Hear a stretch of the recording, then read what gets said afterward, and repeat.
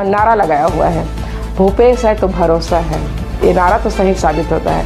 भूपेश है तो भरोसा है, उन्हीं लोगों को भरोसा है, राहुल गांधी को भरोसा है, सोनिया गांधी को भरोसा है, उनके मंत्रीगण को भरोसा है, उसके विधायक लोगों को भरोसा है, और उसके भी जितने भी माफिया है, दारू माफिया है, लैंड माफिया है, सैंड माफिया है, वाइन माफिया है, इन लोग को भरोसा है।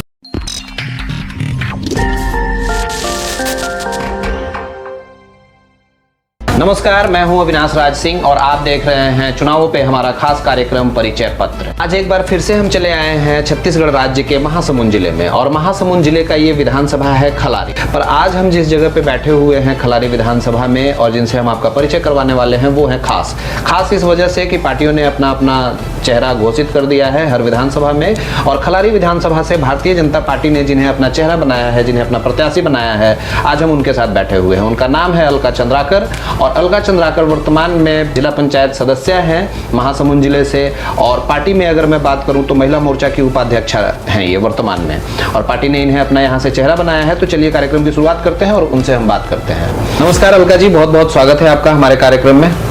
जी नमस्कार अविनाश जी, आपका भी बहुत बहुत हमारे विधानसभा में स्वागत है। धन्यवाद, आभार, आप यहाँ हमारे इस टीम को लेकर आए हैं। जी बहुत बहुत धन्यवाद। जैसा कि आप सभी जानते हैं, हमारे कार्यक्रम का पहला सवाल आता है अपना परिचय अपनी जुबानी, लेकिन मैं शुरू कहीं और से करूंगा। तो अलका जी, टिकट मिल गया, प्रत्याशी घोषित कर दी गई हैं आप, अब आगे की क्या है? मेरे को भारतीय जनता पार्टी ने एक सामान्य कार्यकर्ता को और एक महिला कार्यकर्ता को विधानसभा प्रत्याशी घोषित किए हैं। इसके लिए मैं भारतीय जनता पार्टी केंद्रीय नेतृत्व को और भारतीय जनता पार्टी प्रदेश नेतृत्व को बहुत बहुत आभार करती हूँ, धन्यवाद करती हूँ कि एक महिला पे विश्वास किए हैं। ये हमारे महिलाओं के लिए सम्मान की बात है, स्वाभिमान की बात है। वो तो सम्मान पार्टी ने आपको दे दिया, अब आगे की क्या, आगे क्या रणनीति, कैसा चल रहा है? निश्चित रूप से हम भारतीय जनता पार्टी की जितनी भी योजनाएं हैं उसको लेके चल रहे हैं। हमारे भारतीय जनता पार्टी के जो प्रमुख उद्देश्य है कि सबका साथ सबका विकास, इस चीज़ को लेके मैं गांव-गांव तक पहुंच रही हूं। लोगों को हमारी भारतीय जनता पार्टी की जितने भी विगत 15 साल तक हमारे प्रदेश में छत्तीसगढ़ में माननीय डॉक्टर रमन सिंह जी के नेतृत्व में सरकार रहे हैं, उस समय के विकास की बात कहें, चाहे अभी 9 साल बेमिसाल आदरणीय नरेंद्र मोदी जी की जितनी भी योजनाओं को हम धरातल पर लेके चल रहे हैं, और सभी को इसकी योजनाओं के बारे में जानकारी दे रही हूँ। सभी लोगों को इस योजनाएं की लाभ मिल रही है। निश्चित रूप से सभी मतदाता, सभी जनता मुझे आशीर्वाद देने के लिए तैयार बैठे हुए हैं। जैसा कि आप सभी जानते हैं कि हमारे कार्यक्रम का पहला सवाल आता है अपना परिचय अपनी जुबानी। तो पार्टी ने टिकट दिया है, उसकी बातें हो गई। अब अगर अलका जी, अगर हम आपका परिचय आपकी जुबानी जानना चाहें, यानी कि आपके जीवन की कहानी, तो वो कैसे? मेरा नाम अलका चंद्राकर है जी, और मेरे पिताजी के नाम स्वर्गीय भुवनलाल चंद्राकर, माताजी के नाम स्वर्गीय मानवीबाई चंद्राकर, और मेरा गांव घुचापाली है जो माँ चंडी के गोद में बसा हुआ है।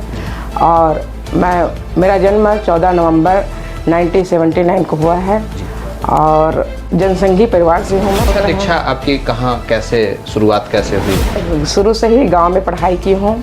पिताजी मेरे को ऐसे शुरू से इंग्लिश स्कूल में डाले थे बचपन से जी। हाँ, बागबारा में कार्मेल कॉन्वेंट स्कूल एक था, उसमें डाले हुए थे, लेकिन मैं वहाँ नहीं पढ़ी। मेरे को वहाँ नहीं पढ़ के छोटी सी उतना समझ नहीं था, तो फिर इस गांव के स्कूल में पढ़ाई की, प्राथमिक शाला घुचापाली से पढ़ाई की 8वीं तक से। उसके बाद 9वीं से लेके 12वीं तक से सरस्वती शिशु विद्या मंदिर में पढ़ाई की। उसके बाद कॉलेज को मेरा BSc था, साइंस विषय था, उसकी पढ़ाई के लिए मैं महासमुंद चली गई। उसके बाद मैं BSc जैसे ही की हूँ। उसके बाद मेरी शादी हो गई है। शादी होने के बाद मेरा इसमें एजेंसी में वुमेन कैटेगरी था, इंटरव्यू लेना था एजेंसी का, गैस सिलेंडर की एजेंसी है, तो उसमें वुमेन कैटेगरी था, तो मेरा ही फॉर्म डाला गया है। फिर उसमें इंटरव्यू भी मेरा हुआ, उसमें सिलेक्शन हुआ। उसके बाद सभी काम को उसमें ऑनलाइन करना था, पूरे एजेंसी की जितनी भी काम है उसको ऑनलाइन करना था। मैनुअल नहीं चलता था, तो उसके लिए फिर मैंने पीजीडीसी वगैरह किए, अपने अकेले जाके एक कंप्यूटर क्लास पे कंप्यूटर क्लास ज्वाइन की, वहाँ पे मैंने पीजीडीसी वगैरह किए। राजनीति में कैसे आई आप? राजनीतिक जीवन की शुरुआत कैसे हुई? क्योंकि शादी आपकी हो चुकी थी जी 2000 में। आपके पति के विषय में भी अगर आप कुछ बताएं, उस टाइम आपके पति क्या किया करते थे या क्या करते हैं आपके पति? मिस्टर नरेश चंद्राकर है मेरे पति के नाम, और उन्होंने नगरी से पढ़ाई किया है, क्योंकि उस समय मेरे ससुर जी का नौकरी वहीं है, प्रिंसिपल रहे हैं, वहीं नौकरी में थे, तो इन लोग का बचपन वहीं बीता हुआ है नगरी में। और उसके बाद उन्होंने कॉलेज के समय में प्रेसिडेंट रहे हैं अपने कॉलेज में। उसके बाद 1990 में भारतीय जनता पार्टी युवा मोर्चा के जिला अध्यक्ष भी रहे हैं। उसके बाद राजनीतिक जीवन में अपना समय ही दे रहे थे, सामाजिक जीवन में समय दिए हैं, लोगों की सेवा में अपना समय दिए हैं। उसके बाद 2000 में हम लोग की शादी हुई है। उसके बाद ये हम लोग का एजेंसी का शुरुआत किए हैं। शुरुआत करने के बाद 2009 और 10 में महिला आरक्षण मिला भारतीय जनता पार्टी की सरकार में।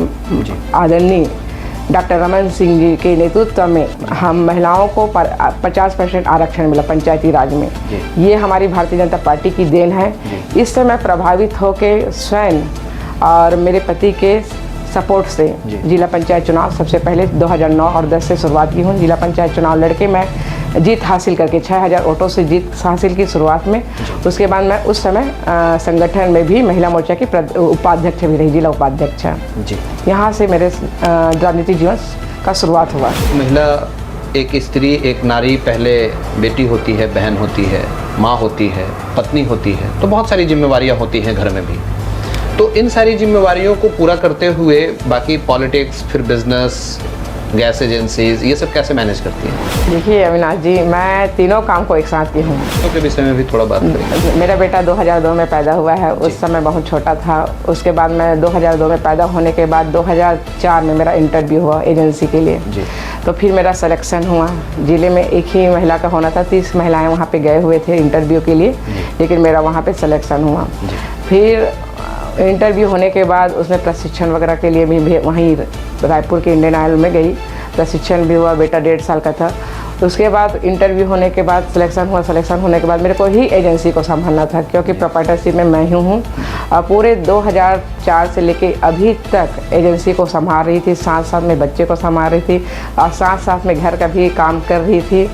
और उसके बाद एजेंसी को संभालते संभालते, घर का काम करते करते मैं 2009 और 10 में इस राजनीतिक लाइफ में आ गई। राजनीतिक लाइफ भी मतलब तीनों काम को एक साथ ही। और संघर्ष, जीवन तो संघर्ष का नाम है, संघर्ष ही करना पड़ता है। जब तक हम संघर्ष को स्वीकार नहीं करेंगे तब तक कुछ नहीं हासिल होगा। ऐसा सोच के हमेशा मैं बढ़ते गई और काम करते गई। जीवन संघर्ष का नाम है, बहुत अच्छा लाइन आपने कहा। तो सारी चीज़ें लगभग तरीके से मैनेज होते चली गई। कितने बच्चे हैं आपके? एक ही है लड़का। किस मिशन, किस विजन को लेकर के आप राजनीति में आई? राजनीति का दूसरा पर्याय है समाज सेवा। ये इसको एक साथ बोल भी सकते हैं। राजनीतिक है, ये एक माध्यम है, लेकिन ये प्रमुख है समाज सेवा। और लोगों को सेवा करके, लोगों को जो भी हमारे सरकार की, भारतीय जनता पार्टी की इतनी सारी योजनाएं चल रही है, उसको लोगों तक पहुंचाना, अंतिम से अंतिम छोर के व्यक्ति तक पहुंचाना। क्योंकि मैं भारतीय जनता पार्टी के एक कार्यकर्ता हूं, साथ साथ में मेरा एजेंसी है, तो जिसमें सबसे ज़्यादा प्रधानमंत्री उज्ज्वला योजना का वितरण करना था। अब खुद का एजेंसी है तो वितरण करना ही है मेरे को। तो इस योजना को लेके मैं अपने एजेंसी के माध्यम से इस योजना को लेके, प्रधानमंत्री जी की योजना को, जो महिलाओं के सम्मान, स्वाभिमान और सशक्तिकरण की योजना है, हमारे बहनों को कितनी तकलीफें होती है, इस चीज़ को मैं चिंता करते हुए हमारे विधानसभा में 35,000 महिलाओं के किचन तक इस योजना को पहुंचाई हूं। और इसमें सेवा करने में मेरे को बहुत अच्छा लगता है कि लोगों को सीधा मिलना चाहिए। हमारी सरकार की, भारतीय जनता पार्टी की जो योजना है, जो भी योजना है हमारी सरकार की, लोगों तक पहुँचे, लोगों तक मिलना चाहिए। और ख़ास करके हमारे महिला बहनें क्या है, उस तक पहुँचना जरूरी है। इस चीज़ को मैं लेकर हमेशा काम की, क्योंकि मैं हमेशा लोगों की जो भी परेशानियाँ हैं, समस्या है, चाहे जनपद की समस्या हो, चाहे तहसील की समस्या हो, मेरे को खुशी मिलता है। प्रेरणा स्रोत आपके कौन रहे? किन की प्रेरणा से आप आगे बढ़ी और आज भी किसे आप प्रेरणा मानती हैं अपने राजनीति में? मेरे प्रेरणा स्रोत मेरे पति ही रहे हैं। उन्हें हमेशा मोटिवेट किए हैं हर समय। उनके बगैर मैं आज यहाँ तक नहीं पहुँचती, क्योंकि उन्होंने शुरू से अपने जीवन, जैसी कॉलेज लाइफ में 18 साल की उम्र में राजनीति से जुड़ के समाज सेवा का काम किए हैं। उसके बाद मैं आई इनकी लाइफ में, फिर उन्होंने भी मेरे को अपने विचारधारा से जोड़ के हमेशा प्रोत्साहित किए हैं। राजनीतिक गुरु के विषय में क्या कहें? मेरा राजनीतिक गुरु हमारे देश के प्रधान सेवक माननीय नरेंद्र मोदी जी, उनके कामों को देख के हमेशा प्रभावित रही हूँ, मैं गुरु ही मान के चलती हूँ।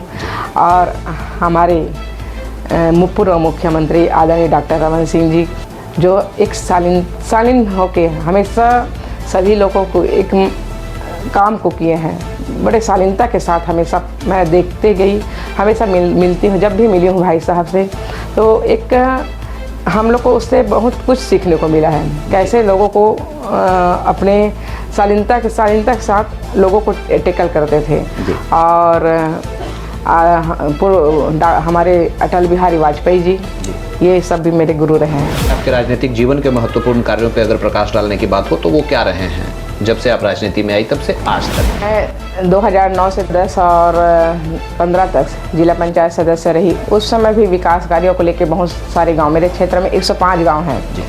105 गांव में जहाँ पर भी विकास के कार्य, चाहे सामुदायिक भवन हो, चाहे मनकी, एक मेरे क्षेत्र में गाँव है मनकी में स्कूल भवन का निर्माण कराया। टेमरी में भी स्कूल भवन का निर्माण मेरे जिला पंचायत मद से हुआ है। मेरे खुद के स्वयं गाँव गांजर में भी स्कूल भवन का निर्माण हुआ है। कई जगह आंगनबाड़ी का निर्माण हुआ है, बाउंड्री वाल का निर्माण किए हैं। सीसी रोड को भी कई गाँवों में मैंने लोगों की सुविधा के लिए दिया है। और अभी भी 2020 से लेकर अभी तक मैं जिला पंचायत सदस्य हूँ। जहाँ पर विकास कार्यों के लिए मांग किए हैं वहाँ तक की हूँ। लेकिन अभी मेरे साथ थोड़ा सा समस्या है कि मैं भारतीय जनता पार्टी की कार्यकर्ता हूँ, और हमारे जिला पंचायत में अभी अध्यक्ष है कांग्रेस की उषा पटेल जी। उनके चलते हुए अभी फंडिंग में मेरे को भारतीय जनता पार्टी के सदस्य है करके लेको भेदभाव चल रही है। अभी फंड मेरे को ज़्यादा नहीं दिए जा रहे हैं। सिर्फ 2020 से 21 में 15 लाख का फंड मिला हुआ था, और उसके बाद 21-22 में फिर 15 लाख का फंड मिला है। उसके बाद इसके अलावा और कुछ भी फंड नहीं मिला, जिससे मेरे को कार्य कराने में, अपने गाँव के विकास कराने में दिक्कत आ रही है। ये भेदभाव के चलते हुए मैंने तालाबंदी भी किया है, जिला पंचायत में धरना भी प्रदर्शन भी किया है। मतलब इन लोग का कांग्रेस में रहते हुए इस तरह से हमारे साथ भेदभाव किया, जबकि जिला पंचायत एक ऐसा चुनाव है जो बिना सिंबल की चुनाव है। और बिना सिंबल के चुनाव में मैं 20,000 वोटों से जीत के आई हूँ। लोगों को बहुत सारी उम्मीद है कि दीदी कुछ करे करके, लेकिन इनके कांग्रेस के रवैया के चलते मैं कुछ नहीं कर पा रही हूँ। लेकिन अभी भी मैं जहाँ समस्या है, कई जगह 8-10 गांव पंचायत में 15 लाख जो मिला था उसमें टैंकर की व्यवस्था की हूँ, बोर खनन की व्यवस्था, जहाँ पानी की समस्या थी वहाँ पे बोर खनन की हूँ। कई गांव में 1-2 गांव हैं वहाँ पे सीसी रोड भी बनवाई हूँ। ये है जिला पंचायत का, ये मेरा रिपोर्ट कार्ड है 2 बार का कार्यकाल में। बहुत सारे महत्वपूर्ण कार्य आपने गिनवाए, लेकिन मैं एक बार फिर से लौटता हूँ, चूँकि आपके पास एक गैस एजेंसी है, आप खुद उसकी प्रोप्राइटरशिप में हो, और आप एक महत्वपूर्ण योजना की चर्चा कर रही थी, उज्ज्वला योजना। आपके विरोधी, या फिर यूँ कह लें कि वर्तमान में सत्तारूढ़ पार्टी के लोग, या फिर कांग्रेस पार्टी के लोग, या और भी कुछ मीडिया चैनल्स वाले भी, या अलग अलग लोग इस तरह के सवाल उठाते रहे हैं कि उज्ज्वला योजना फेल है। आपको क्या लगता है? ये हमारे केंद्र सरकार माननीय नरेंद्र मोदी जी की बहुत ही महत्वाकांक्षी योजना है जी। महिलाओं के सम्मान की योजना है। मैंने दामों को लेकर के क्या कहेंगे? अभी तो इसमें 500 रुपया कम ही हुआ है, 500 रुपया कम हुआ है। और ये योजना हर जगह संचालित हो रही है। मैं स्वयं प्रोप्राइटर हूँ गैस एजेंसी की। मेरे स्वयं 35,000 बहनों तक इस कनेक्शन को पहुँचाई हूँ। ये अगर फैल है बोलते हैं तो खुद मेरे को स्वयं अगर मैं छत्तीसगढ़ में सबसे ज़्यादा वितरण की हूँ। 35,000 बहनों को आपने बताया कि आपने इस योजना का लाभ दिलवाया है। 35,000 बहनों की अगर मैं बात करूँ, या उस डाटा पे अगर मैं बात करूँ, गैस के बढ़े कीमतों के समय में क्या उस डेटा से सारे लोग गैस परचेज कर पा रहे थे? सवाल ये कर रहे हैं। अब तो सभी लोग को सुविधा चाहिए। महंगाई जिस हिसाब से बनी हुई है, 1,000 रुपये का गैस सिलेंडर कितना मुमकिन रहा उस टाइम में जब उसकी कीमत 1,000 रुपये थी? नहीं, अब उसमें तो सब्सिडी मिल रही है सभी को। जितने भी हमारी उज्ज्वला की बहनें हैं सभी को अभी 300 रुपये की सब्सिडी मिल रही है। 200 रुपया ऑलरेडी कम हुआ है, मतलब 500 रुपया कम किया है। सभी लोग अपना रिफिल करा के उसमें उपयोग कर रहे हैं। ऐसा भी बोला जा रहा है कि अब चुनाव का वक्त आ गया है तो केंद्र सरकार ने थोड़े रेट कम किए। नहीं, ऐसा नहीं है। शुरू से सब्सिडी मिल रही थी सभी बहनों को, और इससे इसको लाभ भी मिला है। ये तो सबसे बड़ी साक्षी है ना कि मेरे को सबसे ज़्यादा वितरण क्यों हूँ, इसलिए स्वर्गीय बलराम दास टंडन महामहिम द्वारा राज्यपाल पुरस्कार से भी मेरे को सम्मान भी किए हैं। ये तो सबसे बड़ी सबूत है जी। और आज हमारे उज्ज्वला योजना फैल नहीं है बल्कि हर बहनें इस्तेमाल कर रही है। 5 वर्ष समाप्त होने वाले हैं वर्तमान सरकार के, कैसा रहा? वर्तमान समय कांग्रेस की सरकार विकास के नाम पे शून्य है। उन्होंने 36 वादे किए थे छत्तीसगढ़ के लिए। सबसे पहले वादा उन्होंने किया था गंगा जल की कसम खा के, झूठी कसम खा के कि सबसे पहले हमारी सरकार आएगी हम शराब बंद करेंगे करके। लेकिन आज मैं पूरे विधानसभा के सभी गांव में घूम चुकी हूं। हमने प्रदेश स्तर में भारतीय जनता पार्टी के महिला मोर्चा के नेतृत्व में कई बार आंदोलन भी किए हैं, धरना किए हैं शराब मुद्दा को लेके। लेकिन आज कहीं पे शराब बंद नहीं हुए हैं बल्कि गांव-गांव में, गली-गली में, चौक-चौराहे में शराब बिक रही है।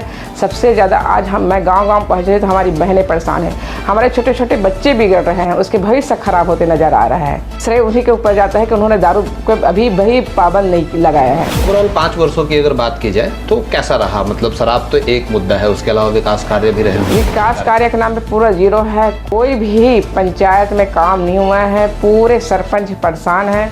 सरपंच आके मेरे को सभी चीज़ को गिना चुके हैं पहले से, और इन्होंने सिर्फ भ्रष्टाचार एक छत्तीसगढ़ को शांतगढ़ कहलाने वाले छत्तीसगढ़ को माफियागढ़, भ्रष्टाचारगढ़, महिलाओं का शोषण करने वाले गढ़ बना के रख दिए हैं।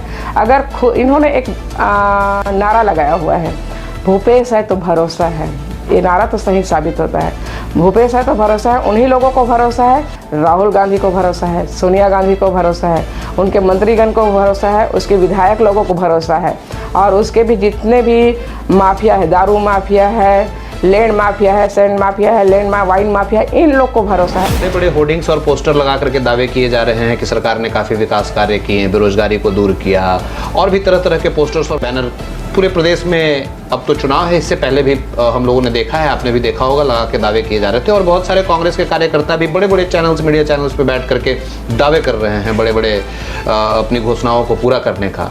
और इसे कैसे देखती हैं आप? इन लोगों के ना राजनीति सिर्फ पोस्टरों में और कागज, यही दोनों तक सीमित है। धरातल पे जाएंगे ना तो देखेंगे शून्य है।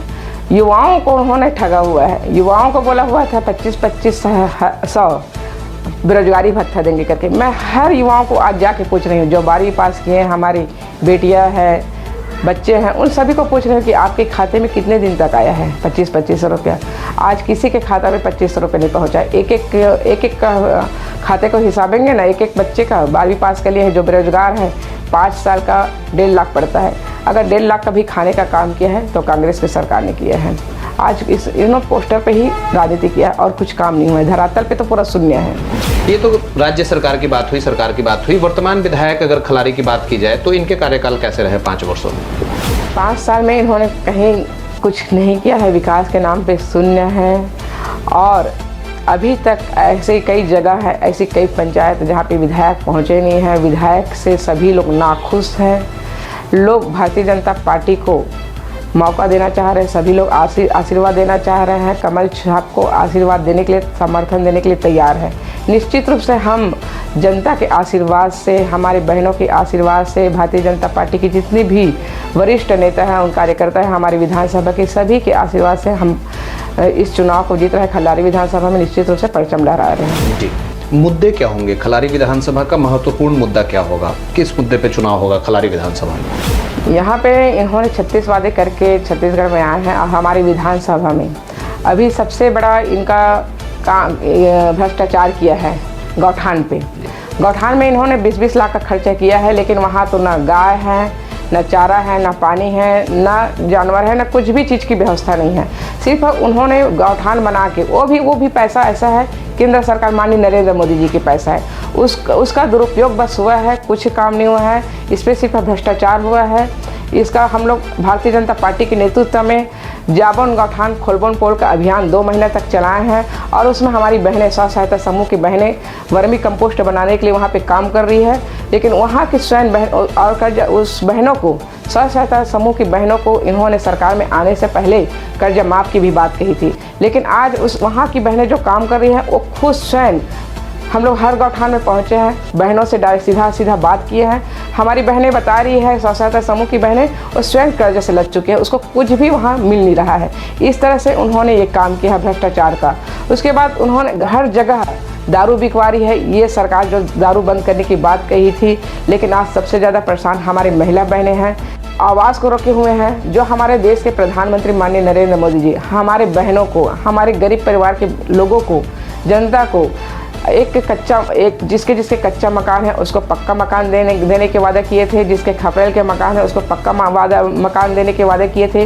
लेकिन ये वादा अभी तक 2022 तक हो जाना था, लेकिन इसको भी रोक के रखा हुआ है। तो ये कांग्रेस की भूपेश सरकार ने रोके हुआ है। इसके लिए भी हम लोग आंदोलन किए हैं और इन्होंने कुछ भी 5 साल में कोई भी गांव में कोई भी काम नहीं किया है कांग्रेस की सरकार ने। मतलब मुद्दों पे बात कर रहे हैं हम लोग कि मुद्दे क्या रहेंगे, इलेक्शन ब्लूप्रिंट क्या रहेगा। तो इलेक्शन ब्लूप्रिंट होने वाला है भ्रष्टाचार, शराबबंदी, आवास योजना, ये सारे मुद्दे होने वाले हैं। जी। इसके अलावा सभी चीज़ों को लेके हम लोग जमीन तक जा रहे हैं कि कांग्रेस ने सिर्फ भ्रष्टाचार किया है। भ्रष्टाचार के अलावा कोई भी विकास कार्य के नाम से कुछ। आपके खलारी विधानसभा की यहाँ की कोई स्पेसिफिक और महत्वपूर्ण मुद्दे की बात की जाए, जैसा आप बता रहे थे सिंचाई का कोई मुद्दा है? हाँ, सिंचाई बहुत ही महत्वपूर्ण है, क्योंकि हमारे विधानसभा में अभी सिंचाई को लेके सभी किसान परेशान हैं। एक सीका से जलाशय है जो गरियाबंद जिले से है, वहाँ से लेके यहाँ तक कि पानी को लाया जा सकता है। इससे बहुत लोग के गाँव खेतों में सिंचाई के लिए अच्छा साधन बन जाएगा। इसके लिए हमारे सांसद जी पदयात्रा भी किए थे। साथ में हम लोग भी साथ में चल के सीकर वहाँ से गरियाबंद से लेके रायपुर तक पदयात्रा करके साधन को लाना चाह रहे हैं। इसमें इसका स्ट्रक्चर बनना चाहिए, डेवलप होना चाहिए इसके लिए। और दूसरी है महिला कॉलेज की आवश्यकता है, महिला कॉलेज खुलना चाहिए। जैसे खल्लारी विधानसभा के नाम से खल्लारी है, खल्लारी में एक कॉलेज भी नहीं है, वहाँ महिला कॉलेज की ज़रूरत है, बैंक की भी ज़रूरत है, क्योंकि ये विधानसभा खल्लारी विधानसभा के नाम से जाने जाते हैं। लेकिन हमारे खल्लारी एक गाँव है, वहाँ पर विकास के नाम से शून्य है। खल्लारी माता की वहाँ एक बहुत बड़े दर्शन स्थल है, लेकिन वहाँ पे अभी तक पर्यटन स्थल उसको घोषित भी नहीं किया हुआ है, लेकिन नाम से हम विधानसभा जाने जा रहे हैं। लेकिन ऐसा हो कि आने वाले समय में हम खल्लारी को ज़्यादा फोकस करें। वहाँ पे सड़क की भी व्यवस्था बता रहे थे कि वहाँ सड़क की भी व्यवस्था ठीक से नहीं है, तो खास करके खल्लारी विधानसभा के नाम से है, माता के नाम से है इस विधानसभा में, तो वहाँ पे हम कामों को लेकर ज़्यादा फोकस करेंगे। सभी पार्टियाँ, आपकी पार्टी के लोग भी, काफ़ी व्यापक कार्यक्रम है, बड़े बड़े मंत्री, प्रधानमंत्री, गृह मंत्री जैसे लोगों का क्षेत्र में दौरा स्टार्ट हो गया है। आप भी अपने डोर टू डोर कैंपेन में चल रही होंगी, लोगों से जा रही होंगी, मिल रही होंगी, घर घर का कैंपेन शुरू होगा, आपका 1-to-1 का कैंपेन शुरू होगा। ऐसे में आप जब अपने क्षेत्र में लोगों के पास जा रही हैं, मिल रही हैं, तो कौन से संकल्प और कौन से वादों के साथ जा रही हैं? मतलब आपके अपने संकल्प और अपने वादे क्या हैं? देखिए, मैं लोगों के पास जा रही हूँ, आशीर्वाद ले रही हूँ। मैं सबसे पहले बहनों को, महिलाओं को सबसे ज़्यादा फोकस कर रही हूँ। जब भी आप इनके आशीर्वाद से आऊँगी, बहनों के आशीर्वाद से, जनता के आशीर्वाद से, बड़े बुजुर्ग युवा साथी के आशीर्वाद से आऊँगी, तो सबसे पहले हमारे बहनें हैं जो हर बात को, अपनी समस्याओं को रूबरू रख नहीं पाती किसी के पास, तो उनकी महिलाओं की समस्याओं को लेकर मैं ज़्यादा फोकस करूँगी, उनके हर बातों को सुनूँगी। और जब भी मैं क्षेत्र में जाऊँगी तो सेवक बन के जाऊँगी। और मैंने वादा भी किया है कि हमारी सरकार आएंगी, क्योंकि हमारे प्रदेश के अध्यक्ष जी माननीय अरुण साव जी ने घोषणा भी किया है, वादा भी किया है कि हमारे सरकार आएगी। तो निश्चित रूप से जितने भी आवास छूटा हुआ है, हमारे प्रदेश में भी 16 लाख आवास रुका हुआ है, जिसको कांग्रेस की सरकार ने रोक के रखा है। सबसे पहले हमारी सरकार बनेगी, हमने जितने भी आवास छूटा है उस पर सबसे पहले हम आवास पे अमल करेंगे, हर बहनों की आवास को दे के रहेंगे। और मैं अकेले का स्वयं का वादा कर रही हूँ, जो हमारे प्रधानमंत्री माननीय नरेंद्र मोदी जी की योजना है, जो मैं स्वयं इस पे काम कर रही हूँ 2016 से अभी तक काम कर रही हूँ, उसको मैंने सभी बहनों को वादा किया हुआ है, हर मंच में वादा कर रही हूँ। जिन बहनों तक इस योजना के भी अभी तक लाभ नहीं मिला, प्रधानमंत्री उज्ज्वला योजना का अभी तक से कई ऐसे सभी लोगों को दे चुकी हूँ, लेकिन कई ऐसे गाँव हैं जो 2-3 महीने अभी बचे हुए हैं, उन तक पहुँचाने के लिए मैं स्वयं अकेले वादा करके आ रही हूँ कि जिन बहनों को नहीं मिला है, आचार संहिता खत्म होने के बाद तुरंत उसके किचन तक पहुँचाऊँगी। ये मेरी खुद स्वयं का वादा है जी। वर्तमान में भारतीय जनता पार्टी 13 सीट पे है, 45 का आंकड़ा बहुमत चाहिए सरकार बनाने के लिए, क्या लगता है? निश्चित रूप से हम भारतीय जनता पार्टी के माननीय नरेंद्र मोदी जी के नेतृत्व में, अमित शाह जी के नेतृत्व में, डॉक्टर रमन सिंह जी के नेतृत्व में, अरुण साहू जी के नेतृत्व में और सभी प्रदेश और केंद्रीय नेतृत्व में और जनता के आशीर्वाद से हम छत्तीसगढ़ में भारतीय जनता पार्टी की सरकार बना रहे हैं। सभी आशीर्वाद देने के लिए तैयार है और बहुमत से, पूरे सीट में बहुमत से हम सरकार आएगी हमारी। कितने सीट का दावा करते हैं? हम पूरा 90 के 90 सीट का दावा करते हैं, जो कि असंभव है। नहीं संभव है। हमारे चैनल के माध्यम से अगर आप अपने क्षेत्र की जनता से कोई अपील करना चाहें तो वो क्या हो? हमारे खल्लारी विधानसभा की सभी जनता को, बड़े बुजुर्ग को, युवा साथी को, माता बहनों को नवरात्रि पर्व की बहुत बहुत बधाई देती हूँ, शुभकामनाएं देती हूँ। उनकी जो भी मनोकामना है माता रानी पूरा करे। और मैं सभी से अपील करना चाहती हूँ, सभी से हाथ जोड़ के प्रार्थना कर रही हूँ, निवेदन कर रही हूँ आप सभी से कि आने वाले 17 नवंबर को चुनाव हैं। आप अपने क्षेत्र की बेटी को, एक किसान की बेटी, एक किसान की बहू को आप अपने आशीर्वाद दे के बहुमत से विजयी बनाएं, ताकि हमेशा जिस तरह से मैं विगत 15 साल से जो विधानसभा में सेवा दे रही हूँ, हमेशा सेवक बन के आपके सामने में उपस्थित रहूँ। इसी अपेक्षा के साथ आप सबसे मैं पुनः आशीर्वाद की अपेक्षा रखते हुए आप सबसे हाथ जोड़ के प्रार्थना कर रही हूँ, निवेदन कर रही हूँ, 17 नवंबर को अपने क्षेत्र की बेटी को कमल छाप में बटन दबा के विजयी बनाएं। धन्यवाद जी। तो ये थी हमारे साथ अलका चंद्राकर, छत्तीसगढ़ राज्य के महासमुंद जिले के खलारी विधानसभा से ये भारतीय जनता पार्टी ने इन्हें अपना प्रत्याशी बनाया है और आज इनका परिचय आपने जाना। ऐसे ही अलग अलग विधानसभाओं में, अलग अलग लोकसभाओं में प्रत्याशियों से हमारी बातचीत होती रहेगी, उनका परिचय हम रिकॉर्ड करते रहेंगे। आप बने रहिए हमारे साथ और देखते रहिए हमारे चैनल टुडेज ब्लूप्रिंट को। बहुत बहुत धन्यवाद मैडम। जी, धन्यवाद आपको।